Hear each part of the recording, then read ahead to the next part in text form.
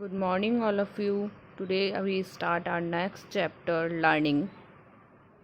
Good morning, students. Today we start our next chapter, learning. Part B. Learning means होता है सीखना. आज हम कुछ important topics को पढ़ेंगे learning के. First question is, do you agree with the statement that learning is a lifelong process? How? सीखना एक जीवन पर्यंत चलने वाली प्रक्रिया है. क्या आप इस स्टेटमेंट से एग्री करते हैं? तो कैसे? Learning start since birth. सीखना हम जन्म से ही शुरू कर देते हैं. The child after his birth comes in contact with his parents. जब एक बच्चा जन्म लेता है वह अपने माता पिता के कॉन्टैक्ट में आता है. ब्रदर सिस्टर, भाई बहन एंड नेबर्स और पड़ोसियों के संपर्क में आता है. And he certainly learns one thing और द अदर फ्रॉम दैम.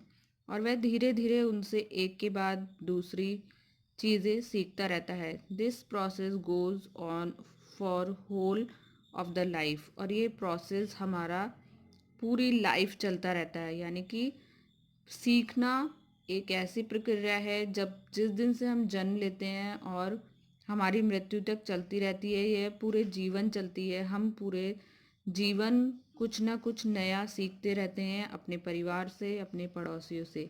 इसलिए लर्निंग सीखना एक जीवन पर्यंत चलने वाली प्रक्रिया है. Next topic is what do you understand by perceptual learning.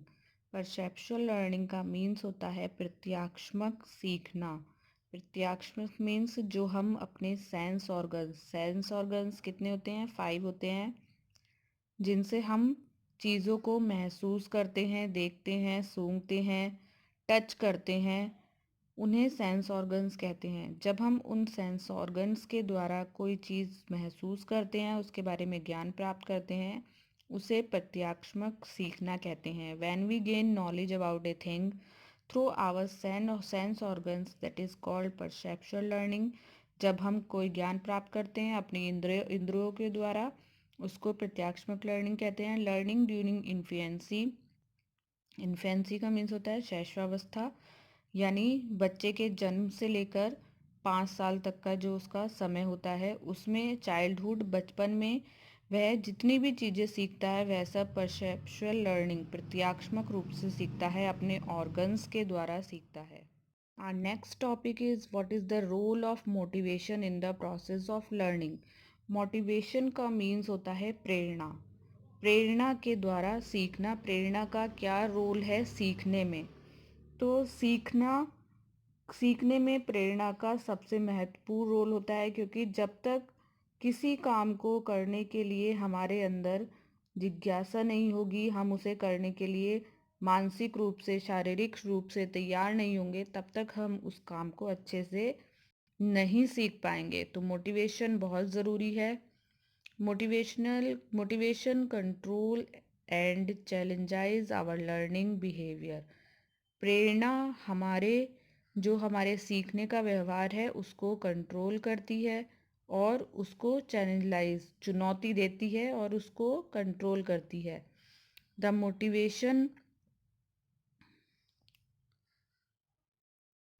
motivational urges in lower animals are in the form of reinforcement and drive. Reinforcement का मतलब होता है पुनर्बलन. पुनर्बलन मीन्स हमें शक्ति मिलना अपने कार्य को करने के लिए. ड्राइव का मीन्स यहाँ पर है आवश्यकता. जो भी हमारी आवश्यकताएं होती हैं, जैसे भूख लगने पर हमें खाने की आवश्यकता होती है, प्यास लगने पर पानी पीने की आवश्यकता होती है. तो यहाँ पर ड्राइव का मतलब है चालक. प्राणी की आवश्यकताएं जो चालक को जन्म देती हैं. फॉर एग्जाम्पल, जैसे हमें पानी की आवश्यकता है तो हमें जो पानी मिलता है वो चालक है, और उसे प्राप्त करने के लिए हम कुछ भी कर सकते हैं. और रेनफोर्समेंट का मतलब यहाँ पर है जब हमें किसी चीज़ की भूख लगती है या हम कोई कार्य करना चाहते हैं तो हम उसको करने के लिए बहुत ज़्यादा मेहनत करते हैं. और यही होता है मोटिवेशन. मोटिवेशन मीन्स प्रेरणा. यानी जब हमारे अंदर किसी चीज़ को प्राप्त करने की या किसी चीज़ को करने की प्रेरणा होती है तभी हम उस चीज़ को करने की कोशिश करते हैं। Drive is a condition which develops through motive. और जो ड्राइव है, जो सीखना है, वो एक ऐसी कंडीशन होती है जब हमें प्रेरणा मिलती है तभी हम उस चीज़ को सीखना चाहते हैं। And it is a psychological construct, यह एक मनोवैज्ञानिक कंस्ट्रक्ट है which imbibe tension in the organism, जो हमारे शरीर में एक टेंशन को पैदा कर देता है कि हमें इस चीज़ को कैसे करना है। Biological motive such as hunger, हमारे जो शारीरिक आवश्यकताएं जैसे भूख, थर्स्ट, प्यास, सेक्स एंड स्लीप और सोना, जिसे प्राप्त करने के लिए हम कार्य करते हैं, वही हमारे फिजिकल ड्राइव, फिजिकल चालक, शारीरिक चालक होते हैं। All this drives lead to the process of learning. और इन चालकों की बहुत ज़्यादा विशेषता है सीखने में। मीन्स चालक वह होते हैं जो हमारे शरीर के अंदर एक ऐसे व्यवहार को उत्पन्न करते हैं जो हमें प्रेरणा देते हैं नए कार्य को सीखने के लिए।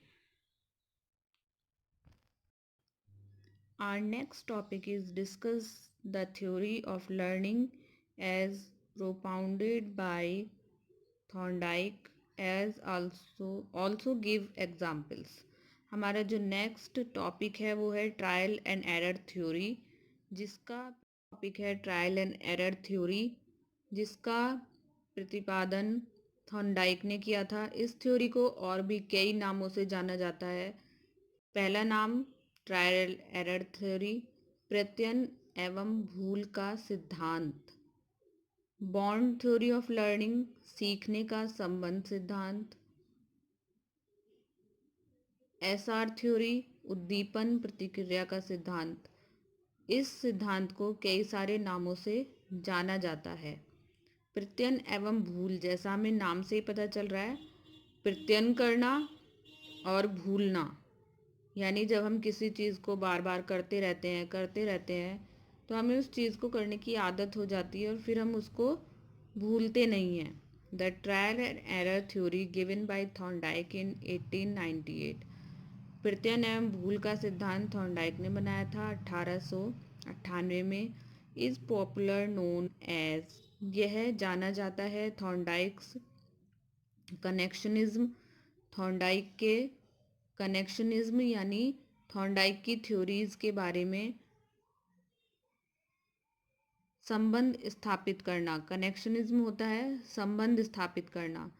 थॉर्नडाइक के सह संबंध के बारे में। It is also known as Thorndike bond theory और एसआर थ्योरी। इसे थॉर्नडाइक की बॉन्ड थ्योरी, एसआर थ्योरी, सीखने का संबंध सिद्धांत के नाम से भी जानते हैं। अकॉर्डिंग टू थॉर्नडाइक, थॉर्नडाइक के अनुसार, when an organism is placed in a new situation he reacts in many ways. Thorndike के अनुसार जब हम किसी चीज़ को या किसी व्यक्ति को नई सिचुएशन में डाल देते हैं, नई तरह का उसके साथ कार्य करते हैं, तो वो कई तरह से रिएक्ट करता है, कई तरीक़ों से रिएक्ट करता है। Sometimes in A fumbling and stupid manner, और कभी कभी बहुत ज़्यादा मजाकिया और भद्दे तरीके से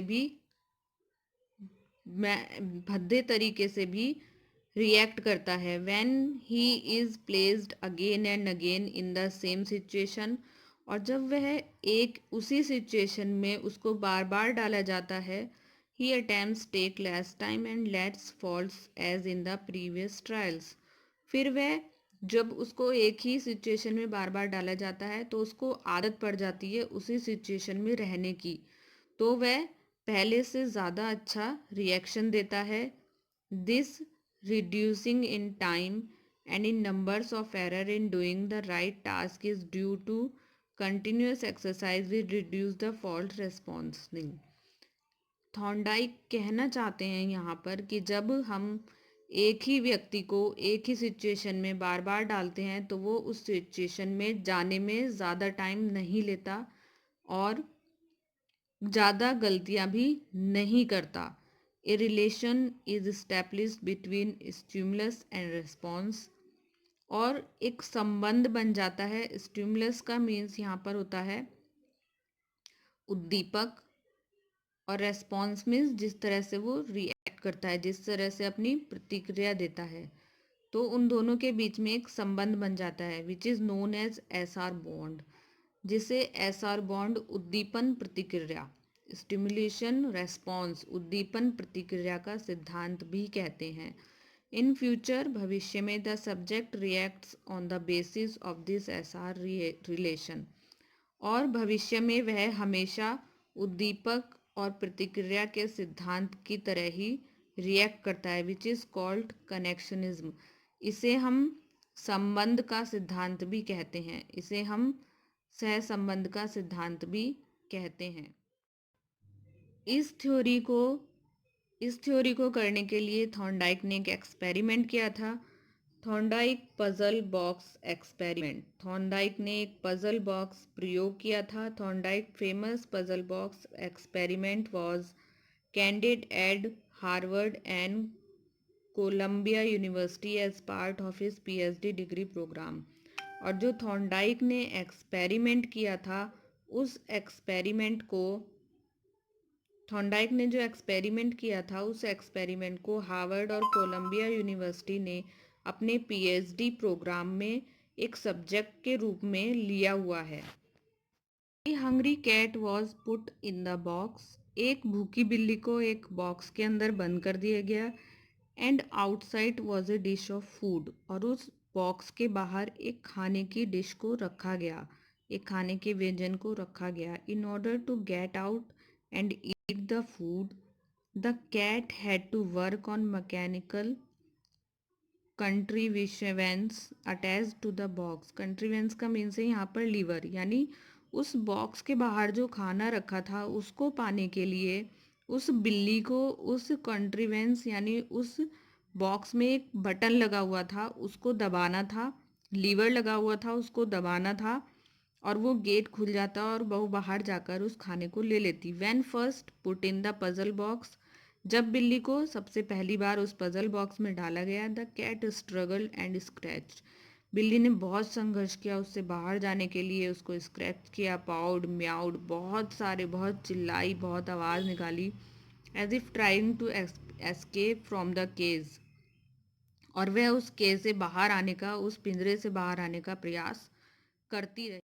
इन its scratching and pawing at things, और जैसे वो अपने हाथ पैर मार रही थी, स्क्रैच कर रही थी, the cat would accidentally pull the string, the door would open, तब उसका हाथ अचानक से उस पुल पर लग गया, उस बटन पर लग गया और डोर खुल गया। The cat would walk out the box and eat the food, cat डिब्बे से बाहर आ गई और उसने खाना खा लिया।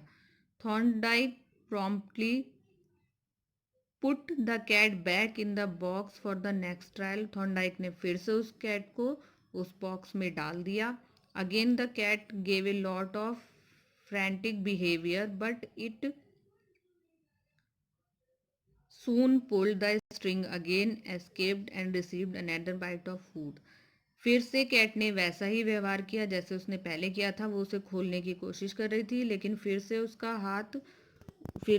हाथ या पैर उस पर लग गया, बटन पर लग गया और वह खुल गया और उसने फिर से खाना प्राप्त कर लिया। Over a series of such trial, और ऐसे ही प्रयोग करते करते the cat become increasingly efficient in getting out the box, cat को पता चल गया कि उसको बॉक्स से बाहर कैसे जाना है। The performance of several individual animals shown in the graphical representation in given on next page, और ऐसे ही कई तरह से उन्होंने कई सारे जानवरों पर इस तरह का एक्सपेरिमेंट किया जैसा हम नेक्स्ट पेज पर पढ़ सकते हैं। These graphs reveal that there was considerable trial verbality but also there was steady progress. तो हम देख सकते हैं कि ऐसे प्रयोगों में हमें वर्बैलिटी देखने के लिए मिलती है, हमें शुद्धता देखने के लिए मिलती है, और हम इसके द्वारा प्रोग्रेस भी कर सकते हैं। Learning curve indicates that the expected performance of a cat given trial gradually improves with the number of period trials. और जो कैट ने बार बार एक ही चीज़ को दोहराया और वो परफेक्ट हो गई उस चीज़ को करने में, तो ये जो बार बार जो ट्रायल होता है, एक ही चीज़ को जब हम बार बार करते हैं तो हम उस चीज़ को करने में गलतियाँ नहीं करते हैं और उसको जल्दी ही करना सीख जाते हैं।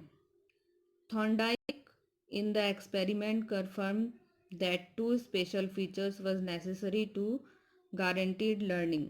इस एक्सपेरिमेंट के द्वारा थॉर्नडाइक कंफर्म करना चाहते हैं कि जो दो महत्वपूर्ण फीचर्स हैं जिसके द्वारा जो सीखने में महत्वपूर्ण है वो है प्रयास करते रहना और अपनी गलतियों को सुधारते रहना, अपनी गलतियों से सीखना। First it was necessary for the cat to be hungry. सबसे पहले कैट को भूखा होना चाहिए। If the cat had been well fed when it was pulled in the puzzle box, it might not have gotten out the box in the first place and surely would not have shown any learning to get out. अगर हम उस box के अंदर ऐसी cat को रखते जिसने पहले से खाना खाया हुआ था तो वो उसके बाहर आने की बिल्कुल भी कोशिश नहीं करती, वो उतना प्रयास नहीं करती उसने बाहर आने का जितना कि एक भूखी बिल्ली करती। Second, Thorndike believe that food is necessary for cat learning. और दूसरा, थॉर्नडाइक का मानना था कि कैट को ये सिखाने के लिए खाना आवश्यक है, खाना उसके लिए आवश्यक है। भूख हर एक व्यक्ति को लगती है और वो उसे प्राप्त करने के लिए ये सब करता है, अपने भोजन को प्राप्त करने के लिए प्रयास। फॉर एग्जाम्पल जैसे कि ये पिक्चर है, इसमें ये पिंजरे में थॉर्नडाइक ने बिल्ली को कैद कर लिया था और उसके बाहर एक पुल वाला बटन लगा हुआ है। जैसे ही बिल्ली हाथ पैर मारती थी उसका हाथ जैसे ही उस पर लग जाता था उसे पता चल जाता था, धीरे धीरे उसे पता चल गया था कि इस पर हाथ लगने से ही बॉक्स खुलेगा और वह उसमें से खाना ले सकती है। इस चित्र में भी जैसे आप देख सकते हैं थॉर्नडाइक ने दिखाया है time to escape from puzzle box in seconds, कि कैसे टाइम कम होता चला गया जैसे जैसे बिल्ली सीख गई कि उसको कैसे बॉक्स का गेट खोलना है और बाहर आना है। इस सिद्धांत के अनुसार, जो प्रयास और त्रुटि का सिद्धांत है, उसके अनुसार जब हम किसी काम को करने में बार बार गलतियां करते हैं और बार बार उसको करते रहते हैं तो धीरे धीरे हमारी गलतियां कम होती जाती हैं और हम उस कार्य को अच्छे से करना सीख जाते हैं। आई होप स्टूडेंट्स को थॉर्नडाइक का ये सिद्धांत समझ में आ गया होगा। This chapter is very important in part B, so listen carefully and understood the chapter. Like and subscribe my channel. Thank you. Bye bye.